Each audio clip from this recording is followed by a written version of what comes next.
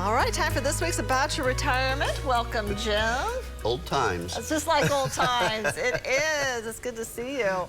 Well, this week of Your Ask Jim, you have been talking about some considerations before moving our senior parents in our homes and becoming their caregivers. My mother has some active health issues, and we are trying to decide if we can care for her properly. Why do you think an assisted living place is better for her?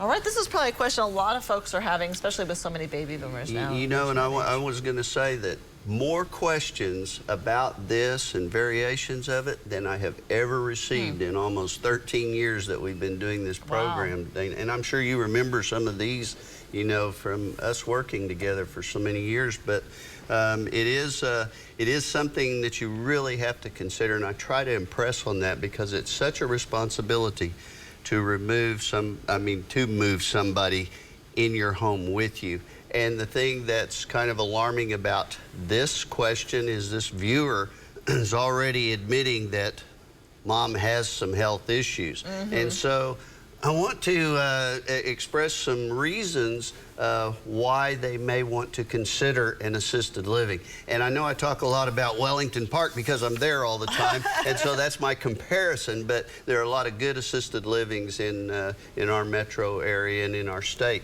And so the first reason you want to consider is the trained staff. And this is something I try to impress all the time. When you accept responsibility of your loved one in your home, you have just taken on a 24/7 responsibility, like at Wellington Park or other assisted livings. Well, we have 12-hour shifts for our certified nurse aides, and then they get to go home.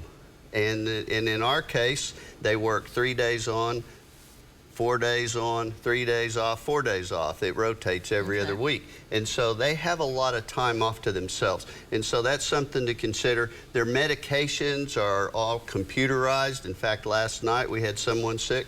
I'm certified med passer. I went in and helped pass med. Buddy and I did, and so our residents loved it. But the second thing you want to consider is nutrition. Make sure they're getting those nutritious meals that are chef-inspired, that are approved by a licensed dietitian.